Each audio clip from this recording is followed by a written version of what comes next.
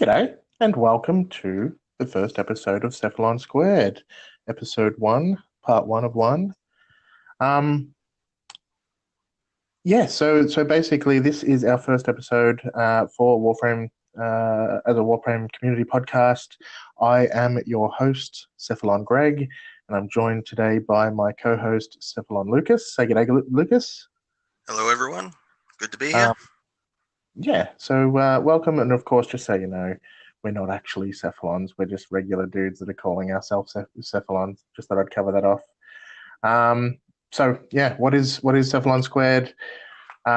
We will be a weekly podcast, hopefully, as long as we can keep to our schedule, which we do plan to do every Tuesday night Australian time. Obviously, we are crazy Aussies with our crazy Aussie accents, so if you want to pick on us, go for it. We'll be okay with that. Aussies pick on Aussies, so yeah, no, we're fine with it. When it comes to other names like Valkyr, however you want to say it, I say Valkyr. You know, you say tomato, I say tomato. Reb Ford says Vauban, I don't. I say Vauban.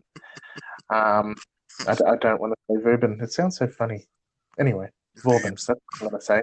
So if you want to pick on us for how we pronounce things, feel free. That's fine. We're okay with it. Just to get this out there and make it up front, we are console players. We're both PS4 players. In fact, I started playing with Lucas a while ago, which is why we know each other, obviously, which does mean that we will be a little bit behind the 8 ball when new stuff gets released. But our plan is to basically spoil things for ourselves so that we can talk about all the new stuff that comes out, so we don't want to be too far behind. But we will be a weekly podcast covering news and tidbits and whatever comes out during the week. We do plan on having a look at different things that happen in the community as well, so we'll keep an eye on the Reddit page and forums and YouTubers and all these kinds of things, and call out different things here and there. We have some interesting plans for the future. It all depends on whether it all works out. So I don't want to make any promises just yet, in case we can't keep them. But we do want to make it really much more community focused down the line. We will be focusing on giving out tips, because we want to be a little more value than just a bit of news. So we're not the greatest players in the world. We're just ordinary guys, like I assume many of you listening. Guys or gals, I should say. We've got our own personal preferences. We find out what works for us, what doesn't work for us, and you may not agree or you might agree. But as per the beautiful intro that I sculpted before we started the podcast, you can contact us at cephalonsquared@gmail.com or on Twitter, Cephalon Squared. And let us know your thoughts. If you disagree with us, go for it. Just be polite. That's all we ask. The world's a hard enough place as it is. We don't need any more aggression. Let's all be friends. We'll share our tips, our tricks. We do want to help out noobs as well, so the new people will give you some new tips as well. On to the show. What did you think of my fancy schmancy intro, Lucas? Honestly, could you get any cheesier? I could probably get a little cheesier, but I think that's about as cheesy as it needed to be. It's a bit of a placeholder for now, just like the image for the podcast. We're working on a few things. We're getting there. We just decided, you know what we did? We saw that there were very few podcasts out there. I think there's one called Tenno Talk. I've listened to that. Those guys are pretty good.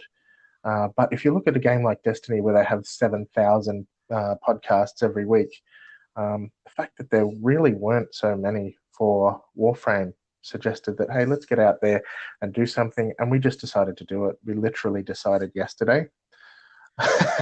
And here we are today recording. So what a thought. So let's get into it. So let's introduce ourselves before we get onto everything, so you know exactly who we are and where we come from. We can go from there. So I'll let you introduce yourself first, Lucas. Go for it. All right. Well, I'm Lucas. I've been playing Warframe for about 2 years now. I've clocked over 1,000 hours. I'm a little bit addicted, just a little bit. Mastery rank 19, nothing really impressive there. I am leader of the Debauchery Tea Party clan for the PS4. And yeah, that's pretty much all I can really say. 2 years experience. Very good. So, yep, I'm Greg. I came from Destiny, to be honest. I'm one of those guys. I did start playing Warframe years ago when it was first released on the PS4. I bought myself a PS4 at launch, and I saw that there was this free-to-play game. I didn't know much about free-to-play games. I downloaded Warframe, tried it out. It wasn't for me at the time. Came back years later. I got addicted to Destiny. I played Destiny 1, about 1,000 hours I put into Destiny 1. I got really addicted, and then Destiny 1 got boring, and then Destiny 2 came out and wasn't as good as I expected it to be. But just before Destiny 2 came out, I started to get back into Warframe. I loaded it up, I gave it a shot, I started to think, hey, this is actually pretty good. And that was about August last year, and then Destiny 2 came out. I started playing that. I put in about 50 hours, and I got bored, and I went back to Warframe. Played for a while by myself. Yeah, played for about 100 hours or so. No, probably not that much. Maybe 60, 70, 80 hours on my own, just working through the star chart, and then realized it started to get hard, and I reached out through the Warframe Australia and New Zealand Facebook page, looking for a clan, and Lucas responded, and here I am, something like 500 hours later. So yeah, I only started playing a year ago after Plains of Eidolon. I'm one of those guys that just jumped on the bandwagon, so to speak. But yeah, I love the game. I am absolutely addicted to the game. I play it more than anything else. I still do play Destiny 2.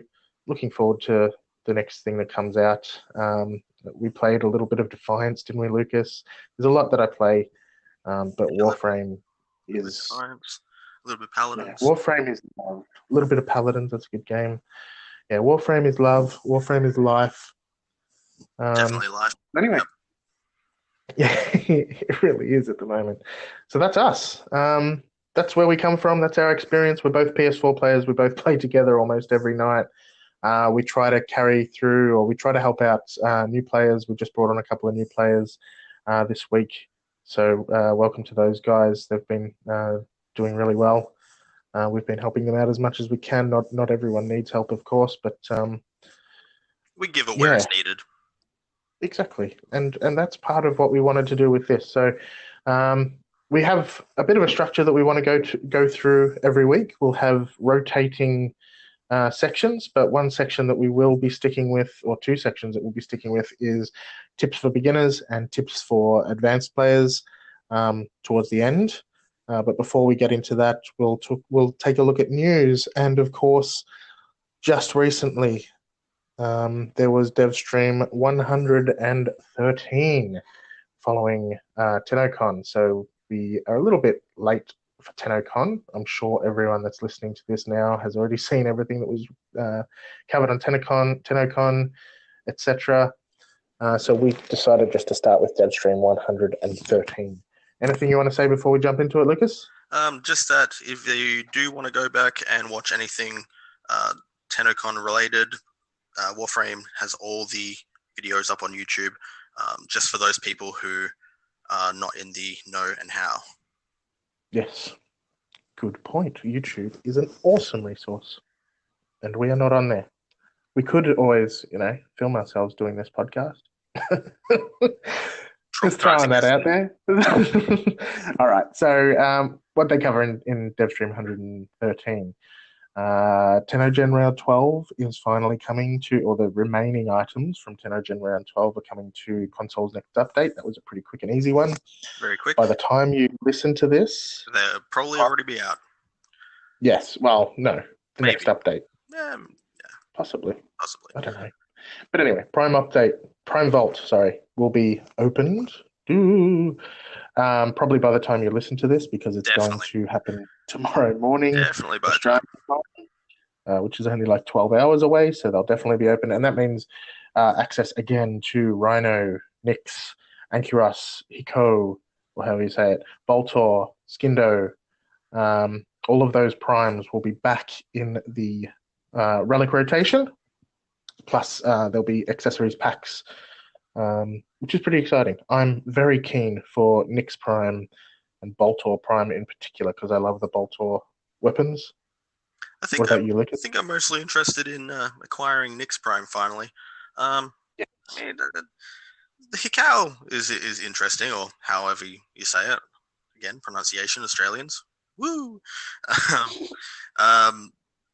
I think for me, more though, it's going to be the accessory packs. Like for the first time, they've decided to take the old accessories from old Prime packs, and they've gone, cool, we'll split it into individual packs. So if you want, you can just pick up the accessories, the armor, the Sandana. I don't know exactly which ones are coming, but they're coming separately. And if I'm to understand, they're actually coming at a fairly decent price too.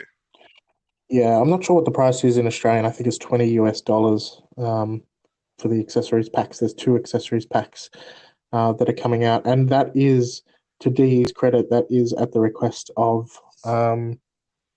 the community. So good on them for doing that. It did take a long time for us to get here, but here we are, and that's really cool. So I'm looking forward to it. Like you said, I'm also looking forward to Nyx Prime. Nyx is a fun frame, and yeah, that'll be awesome. I just love getting all the primes. I'm such a collector. One of the things I didn't mention in my little intro is, out of everything, I'm MR 20, I'm mastery rank 20, and the reason I've done that in less than a year, in only 550 hours or something, is because I'm just an MR whore. I just smash through it. I love it. I collect everything. I just have to get it and do it and move on to the next one. My motto, if I had a motto, is always be leveling. That's my motto. Always be leveling. Or never not. If I'm being honest, the only reason why I'm mastery rank 19 now is for the simple fact that I am a little bit competitive. So the second I saw Greg start getting higher mastery rank than me, I was like, nah, I can't allow this. I'm almost 21, just to let you know. I'm almost 21. Anyway, moving on. The Twitch drops for the console players still hasn't happened, so that will be happening apparently later this year. I'm not sure how it's going to happen because I guess it can't be linked to the sacrifice anymore as it was for PC players. So who knows what's going to go on there, but it's apparently going to come later this year. More info to come, I guess. But of course, the big component of DevStream 113 was to look at some of the big things that were announced at TennoCon. And of course, Venus. We went to Venus. We went to Fortuna. So Fortuna is the name of the town. So it's Venus's Cetus. Can I just stop you and just put in there, what a song. Oh my God, yes. What a fucking song. Still can't get it stuck. It's still stuck in my head. It's still there. It is really good. I also heard there was a metal version that someone had done that I listened to. I'm gonna have to find this. It made me smile. So yeah, that song is really brilliant, and I think Dee is aware of that. It was jaw dropping when they showed that off, especially the transition when Mag dropped down from the top. And suddenly it turned into gameplay. But anyway, that was TennoCon. A lot of what they showed in the dev stream was really just going back in, showing a few of the things that were shown off and having a bit of a chat about certain topics that hadn't been fully covered in detail. So, for example, they mentioned the K drives. There will be different kinds of K drives. There will be a new faction called the Vent Kids, I believe, or I don't know whether that's the final name or whether they're still working on that, but they will have reputation, and it sounds like you'll have to do tricks and grinding and all sorts of things like a Tony Hawk skateboarder game to build faction rep with the Vent Kids, and I cannot say how excited I am by that because I was a massive Tony Hawk Pro Skater fan back in the mid-90s, which shows my age. I'm definitely looking forward to doing a few kick flips on a hoverboard. It's Yeah. definitely fun. One thing I did when I saw the K drive a couple of weeks ago at TennoCon, I tweeted out to the guys, you better have the capability to put stickers or even just glyphs all over the bottom of my K drive because I want to make it, I want Definitely, to fling it out, make it definitely. rad, vicious, whatever the Hey, cool kids fashion frame capabilities. Any fashion frame capabilities are welcome. Well, they did mention that it will be fully fashion frameable, if that's a word. Totally a word now. That is now. Was there anything else? Yes. I think you broke up a little bit there. I don't know whether it recorded on your side. Hopefully it did. But was there anything else you heard from the Venus section that you wanted to cover before we move on? The orb mothers. The orb mothers had me quite interested. Basically the spiderlons, as I've heard people refer to them as. The fact that there's going to be more than one spiderlon in the Venus landscape, and they're going to basically be protectors of the Corpus bases. Now, if I remember correctly, it was Steve said that there was going to be special ways to actually call out the orb mothers. So that's going to be very interesting, how they're going to change up the interactive capabilities from the Plains of Eidolon. Yeah, and that's really because there's not going to be any time of day. So there won't be a night time like there is on the Plains of Eidolon, so they can't have the orb mothers only coming out at night. So you basically need to summon them. So that'll be really cool. It'll basically mean that anytime you want to go in and smash an orb mother, for want of a better term, you can just go do it any old time you like once you figured out how to summon it. So that'll be cool. Oh, alert level. They're putting in an alert level like Grand Theft Auto, and that is cool. It's Grand Theft Warframe. Yes. GTW. GT Dubs. I mean, they already kind of started that thing up when they introduced the hijacking of the Grenier ships on the plains. So, yeah, I hope they continue that. They bring that mechanic also into the Venus. But yeah, it's definitely something I'm looking forward to. Endless waves of enemies that just want to kill you because you've done so many things wrong to them. It's great. You're a naughty boy. And the orbital strikes. And the orbital strikes. Yeah.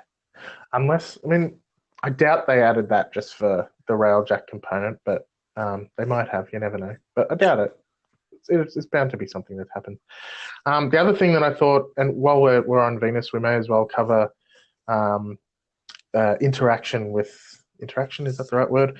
With Cetus as well, the Plains of Eidolon, because D is looking at the progression grind. So they don't want to make it so that you just grind for certain things on Plains of Eidolon and then you've got to go to Venus and just grind for things there and everything's siloed and separate. They want to work out how they can have some sort of crossover between the regions, which is really cool, and I hope they figure that out. And really what I hope they do is just drop the rep requirements for things in Cetus, because some of them are obnoxiously painful. I'm probably most interested in the reputation-wise in the Quill reputation, because they have mentioned there will be a Quill's base hidden in Fortuna.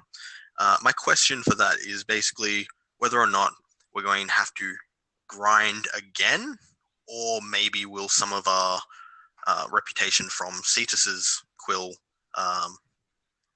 branch, will that follow us over and make it a little bit easier? Yeah, especially for someone like you that's already hit the top level, haven't you, for Quills? I'm a few Eidolon shards off from being able to hit the top level. That's right, yeah. So I'm at the 3rd rank or the 4th rank, I can't remember.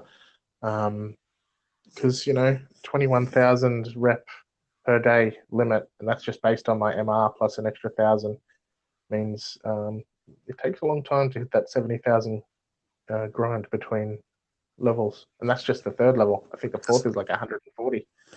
So the distance between them is huge, and if you've done all the work to get to the top rank in Cetus, I don't know, you might be pissed off to have to go do more work again in Venus, or maybe it's just another thing to do because by this time you've already gotten used to Warfarm. Yes, Perhaps that's true. it's hard to say. It just feels like quills. You got quills on one planet, you got quills on the next. It's not necessarily a different reputation. So why would there be a new reputation grind for a group that you've already grinded for? Yeah, that's a good point. I guess we'll find out soon enough. There might not be. But I'm going to have to, or we're going to have to, put our faith in DE for that one until we hear more information. But we'll see how that goes. Anything else on Venus before we move on to Railjack? No, I'm actually wanting to get to Railjack as soon as possible. Well, let's do it. So they didn't show off any of the action, so to speak. They basically Rebecca Ford jumped onto the Railjack again and walked around it, and it was much bigger than I had, or that anyone had really anticipated previously, because they hadn't shown everything properly. They sort of jumped from room to room and all quickly as part of their demo, but during the dev stream, they walked from room to room slowly, so you could see a lot of things. Plus, they mentioned that there's going to be a lower deck with access to your arsenal, the market. I think they even mentioned that you'll have access to your foundry there. Yes, so yes, I did. Yeah, you'll basically be able to use that as your orbiter when you're playing with your friends, I guess. It sounds to me, and no, it doesn't just sound to me, they did mention it directly. It will be individual, so each person will have their own Railjack, so you can host your friends or whatever needs to be. It's modular, it can be upgraded. I know you've got a lot to say on this, so I'll just let you go. Go! Okay, so my thoughts on the individual modular system. I'm really excited for this for the simple fact that, for example, that they've mentioned there will be different weapons equipable to the Railjack ships. So, yes. For instance, let's say you, Greg, you've decided you want to build your ship for, I don't know, mostly ballistic weaponry. Maybe throw in a bit of extra armor. So, your ship will be built for one particular style. And then, for instance, my ship may be a bit less armored and maybe focusing on energy weapons. That brings up a great chance to alternate between play styles through your friends. So you can build your way, but you could always then know that your friends have a different play style. You jump on their ship, you've got a completely new experience.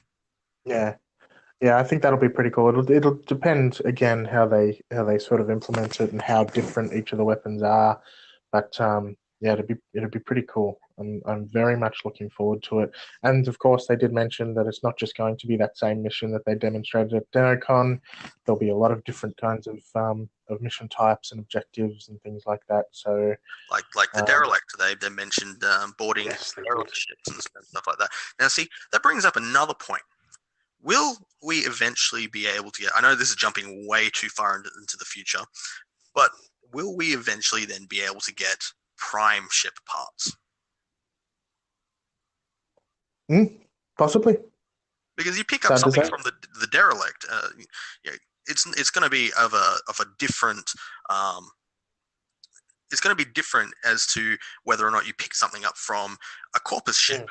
So the technology differences. Clearly, you're going to have like a Grenier, Corpus, derelict enemy subtypes for the Railjack system.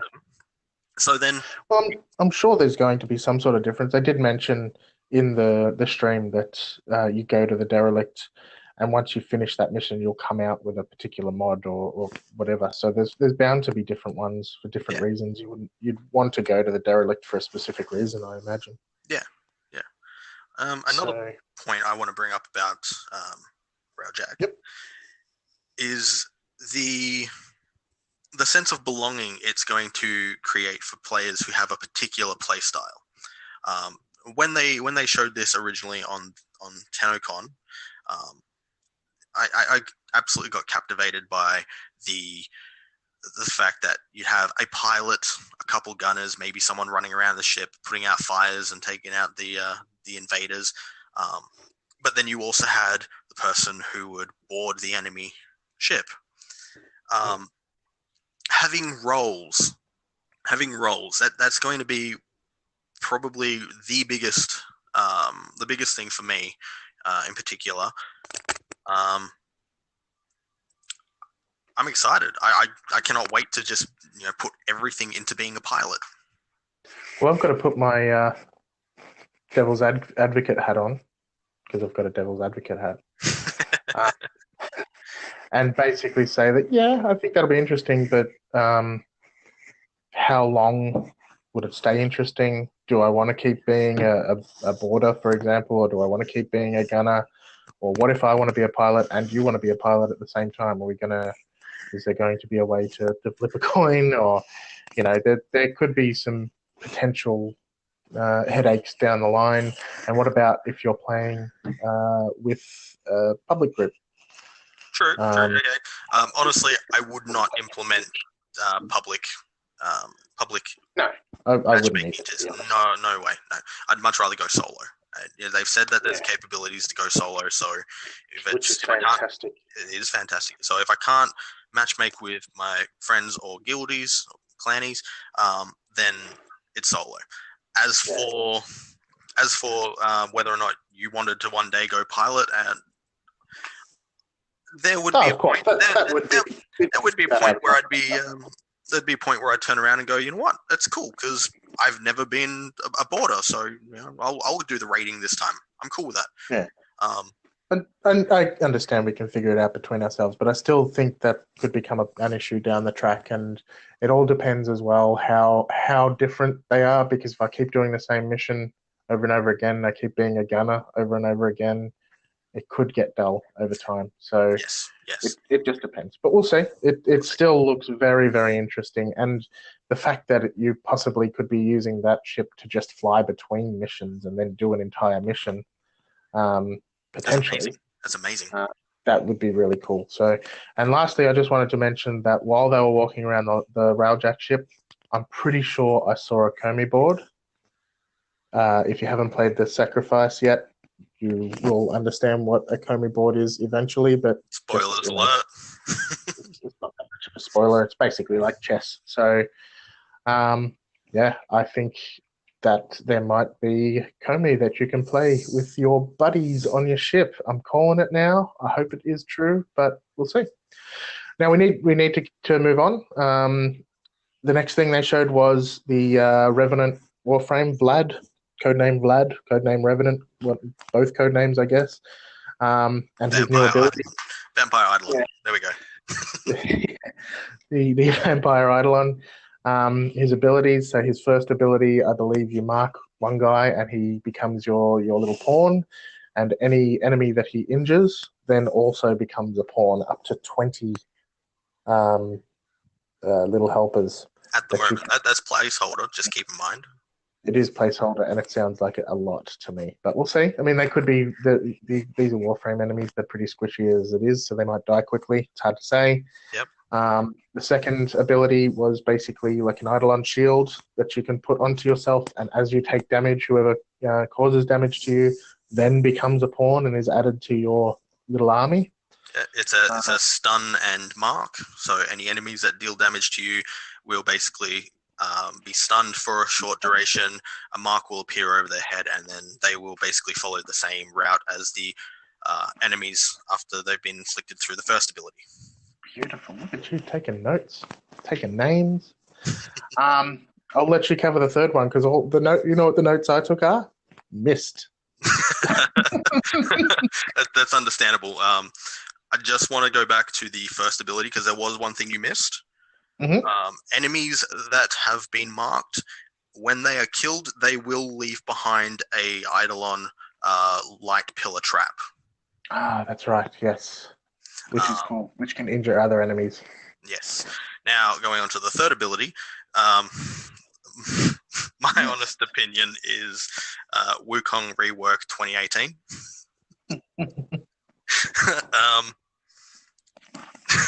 right. Amara's got a zip line. Valkyrie's got a zip line. Yep. Yeah. So basically, you go mist form.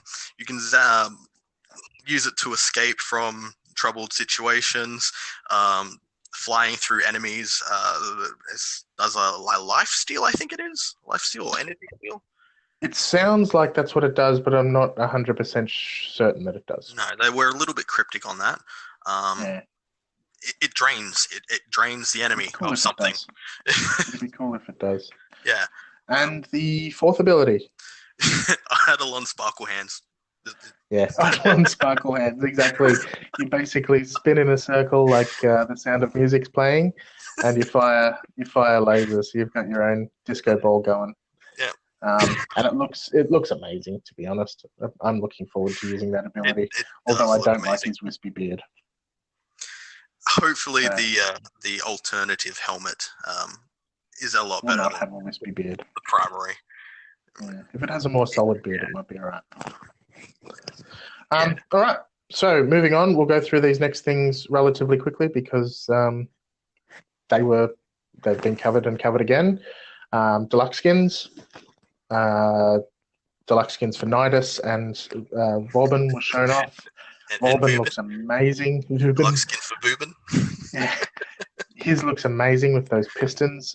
They weren't going independently, but they will apparently by the time it's released. So I'm looking forward to that because I'm a big fan of Vauban.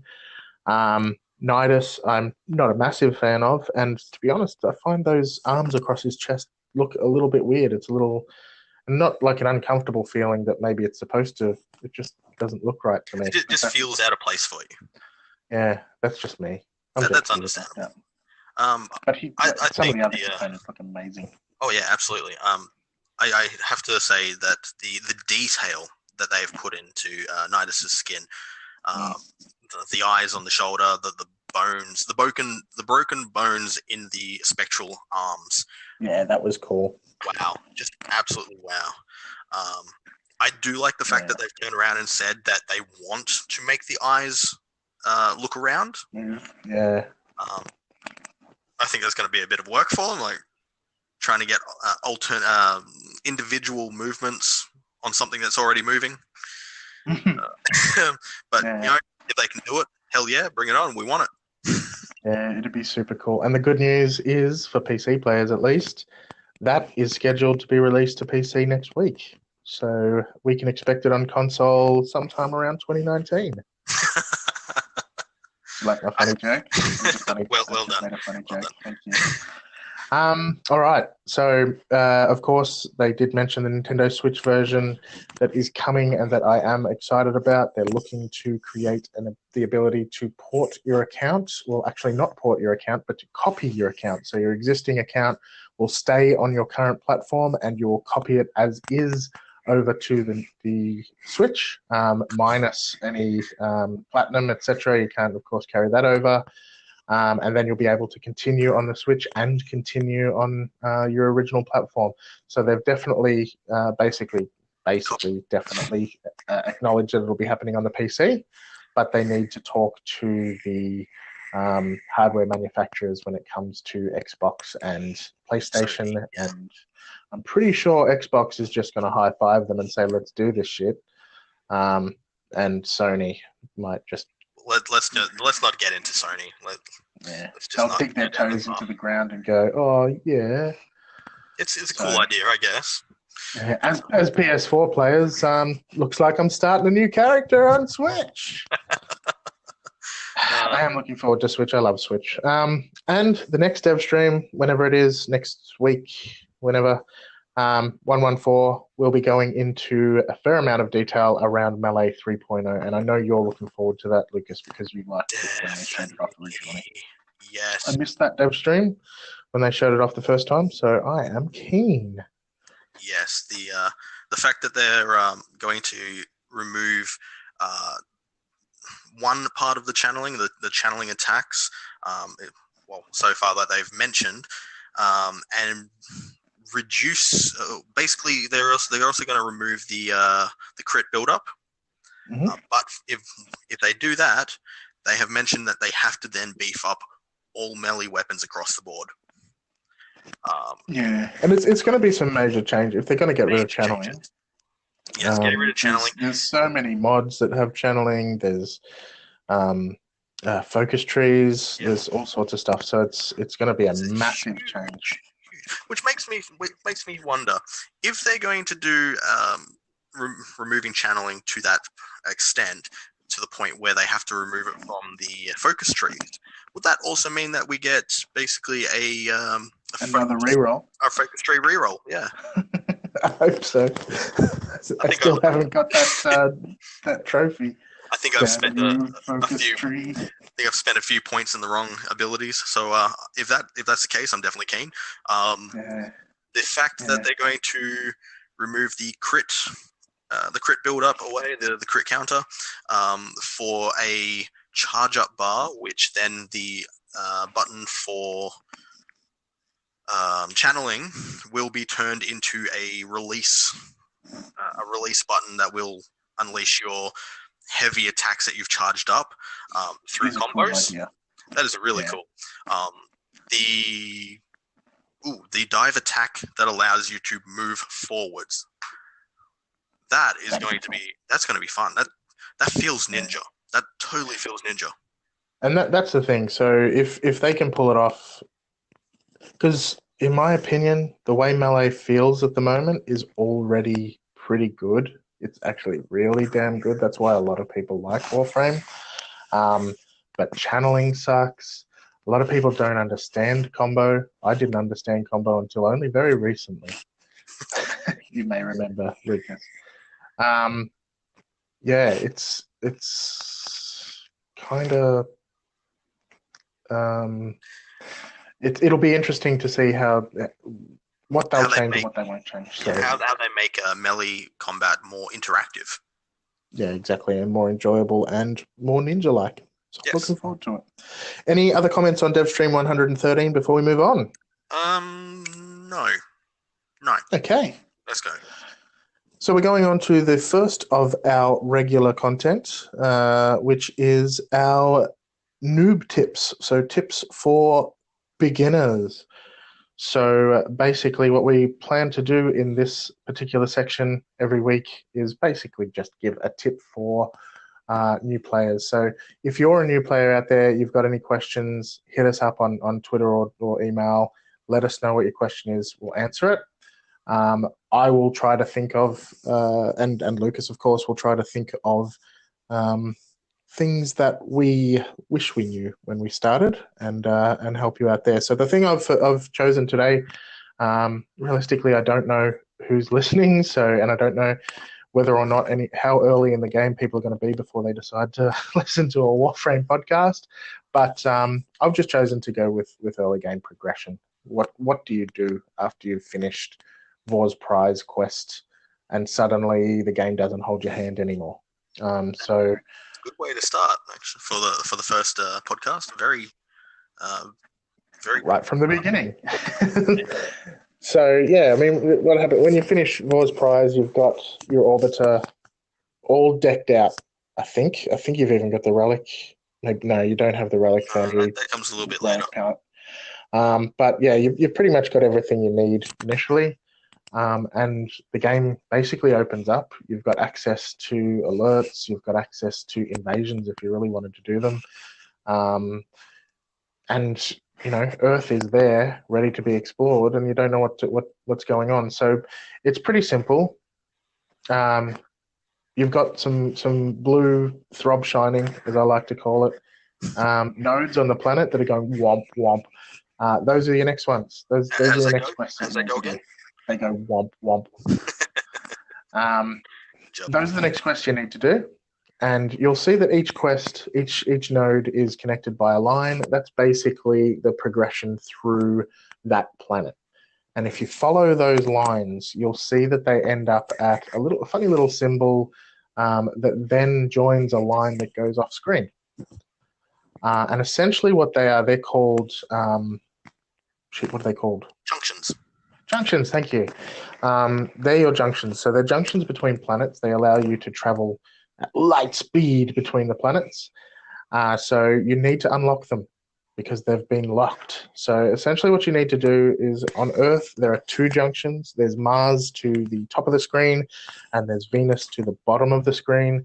You need to work your way towards the Venus junction. If you hover your mouse or you hover your little controller cursor over the junction, it'll come up with a list of Objectives, basically. Objectives, requirements, things you need to do to be able to unlock the ability to go into the junction. So basically, you just need to tick those off. So that's your initial progress through the game. Really, what you want to do is you want to start off to unlock as many planets as you can. You want to realistically get to Phobos as soon as you can. So you want to go Earth, Venus, Mercury, Mars, Phobos as soon as you can. You want to unlock all of those planets. So you want to go through the missions to get to the junctions. Then you want to do the junction quest, which you basically fight a spectre of a Warframe. And once you take that down, it unlocks the next planet and you can go on to the next planet. So you don't need to do every single mission on a planet. You just need to progress through so that you can unlock planets. The reason you need to do that is because each planet has different resources and you need different resources to build things. So my tip for noobs is to unlock as many planets as you can and get through to Phobos before you start to look at quests. Thoughts, Lucas? Keeping in mind that each junction, except for Earth itself, will have a boss fight beforehand. Yes. So just keep that in mind. There will be a little bit of a difficulty wall for newer players. If need be, just jump into the recruitment chat, mention, hey, I'm new, help with such and such node. Anyone available to give me a hand? Yeah, particularly when you get to Fossa on Venus, I found that to be the first point that was really difficult. I mean, now when I go back to the Jackal, I can smash him just by entering the room with him, and suddenly he's dead, and I can move on. But at the time when I was still a new player, I just couldn't beat that damn Jackal, and I couldn't figure it out. I've got bad memories, PTSD. So it's a good point. It's a good point. There are some bosses that are a bit hard, so just ask for help. People will help you. But yeah, do the missions, smash through them, unlock the planets, and keep in mind that the bosses drop Warframe parts, and you can keep doing the boss over and over again and collect parts for Warframes. All right, so that is the end of the first tip for beginners. The next section is a tip for advanced players. Lucas is going to cover off this. He has come prepared. I will preface this by saying, again, we've played a lot. Lucas has put 1,000 hours into the game. I've put about 550, 600 hours into the game. So we've played a lot, but we're not experts. In fact, nobody's an expert. And the thing about Warframe that I love so much is the fact that it all comes down to personal preference. So you don't necessarily have to agree with us. This is just what we've found where it really works in our experience. Or it's a tip for something that perhaps some of you might not have, which is pretty much what today's tip is. Yeah. Okay, so I decided that for this first session, I would talk about a mod, a mod overlook. In particular, we're going to be looking at condition overload. Now, I know that it's not necessarily a really end-game advanced tip. It is something that you can... it's something that's about mid-range. You will reach a point where this becomes almost a necessity if you're going to be using melee weapons with status-based, and I will get to why that is in a second. So what does condition overload do? Well, it increases your total damage of your melee weapon by 60% for each status inflicted on your current target. For a good example, I've thrown condition overload onto the Endurer. I've built it for cold, corrosive. It's got the puncture. It's got the impact, slash. Putting something like this on a status-based weapon is absolutely insane. This weapon's sitting at the moment at 80% status chance. So we're looking at quick maths, terrible at maths, 60, 120, 80, about 240, 220, 240%. Bad maths. I'm Australian, all right? Don't hold it against me. What's that got to do with maths?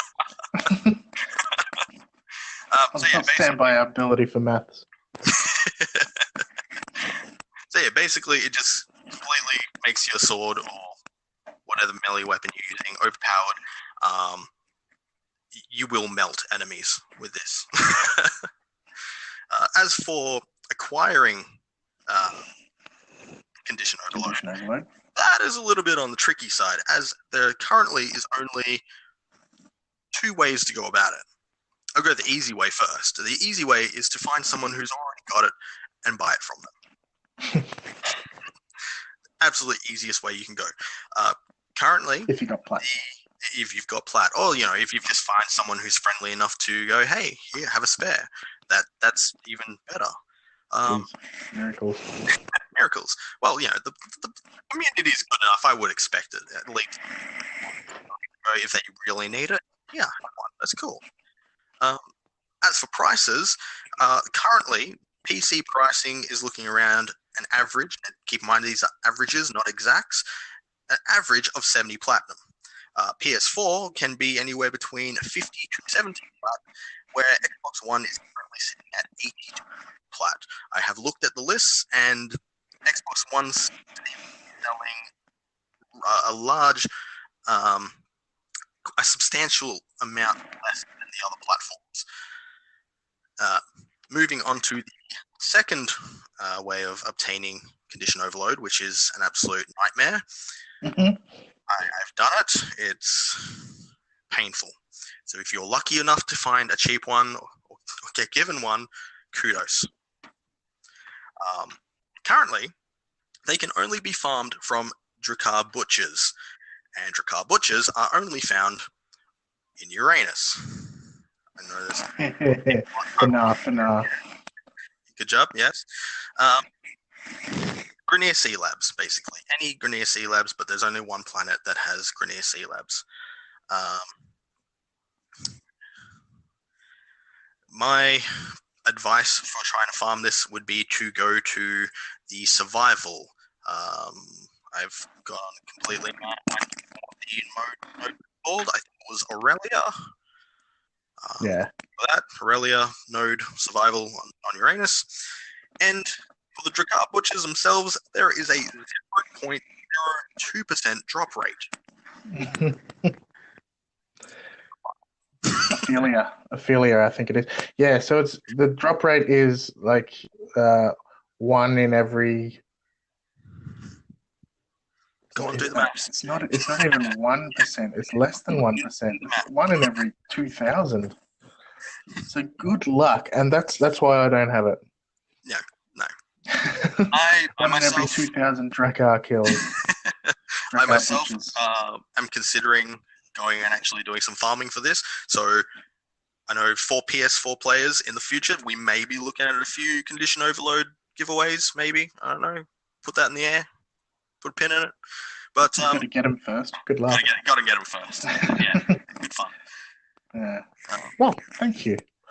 I definitely have been trying to get condition overload for a long time because I'd like to turn my my melee weapons into destroyers of everything. But sadly, I have not been lucky, and I have spent many hours in that particular survival on Uranus. I did want to raise something, though. You did make a good point. When we mention advanced, it's not necessarily endgame. It's just tips for people that are further advanced in the game. One day we'll have a discussion, actually maybe next week or the week after, we'll have a discussion about what is endgame, because I think it means different things to different people, and that's okay, man. Fashion frame game. Yes, we've heard that before. I've heard it a lot from Lucas in particular. All right. So thanks for that, Lucas. And that sort of brings us to the end of episode 1. I hope it has been informative. I hope we've given you some good information. And again, we've got some plans. Lucas mentioned giveaways and things like that. We do want to do that in the future. The concern I have is that we can only give away on PS4, and that sort of restricts us for our potential Xbox and PC listeners. So we've got a little bit of thinking about what we can do with regards to giveaways, but I'm sure we can figure it out. We've got some other plans. We are also planning to do Warframe overviews, looks at different weapons, lots of different things. There's plenty of things, plenty of information within this video game that we all love that we can cover, and I'm sure you all know that because it is an absolutely massive game. Lucas is 1,000 hours in, and there's still plenty of things he needs to do.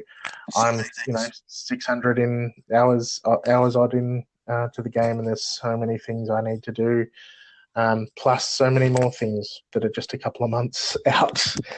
Fingers crossed we see Venus around October, November. So there's so much coming, and I'm really looking forward to it. Please continue along with us on this journey. Anything you'd like us to do, whether you'd like us to change something, you want the podcast to be shorter, we'll see what we can do. There's a lot to talk about. You've got some tips for us, some advice for us. You don't like something we did or said, whatever it may be, send us an email at Cephalon Squared at gmail.com. Hit us up on Twitter. Follow us on Twitter. Cephalon Squared is the podcast. I'm Mad Capsules on Twitter, MADCAPSULES on Twitter. That's me. Follow me if you like. You don't have to. It's up to you. I'm not going to tell you what to do. Follow us. I've also got a website, madcapsulesgaming.com. It's the best, I promise. I've got some Warframe stuff on there as well as other stuff. Lucas, share yourself. Pretty much just find me on Twitter, Silverlight, SILVRLGHT. I'm only just new to it, so I need followers. Follow me, please. So yes, Lucas will learn how to use Twitter, and we'll both learn how to use Twitter for a larger account for the podcast. Thank you. One more Suggestions are welcome. Yes, go. One more point. I hope everyone can understand what we're saying. Without crazy, outrageous accents. Oh, I was actually more implying the quality of the microphones, but yeah, okay, we'll go along with the accents. Yeah. So I hope we just wanted to get it done. So please let us know what you thought of the quality of the audio, volume, etc. We are testing out an app called Anchor, which allows us to very easily record our podcast, and it's actually been really, really simple, and it's going to upload it to everything for us and do all of that kind of stuff. Hopefully it doesn't limit us in the future. We will find out, I guess, soon enough. But yeah, it seems to be working for us, but we just don't know the quality until it's done. And quality can be different on different people's devices. So please share with us. Let us know what you want. We will give it to you. Well, hopefully we'll do what we can. Anyway, yeah. Thank you very much for listening, and look out for episode 2 of Cephalon Squared next week. Bye. Bye for now.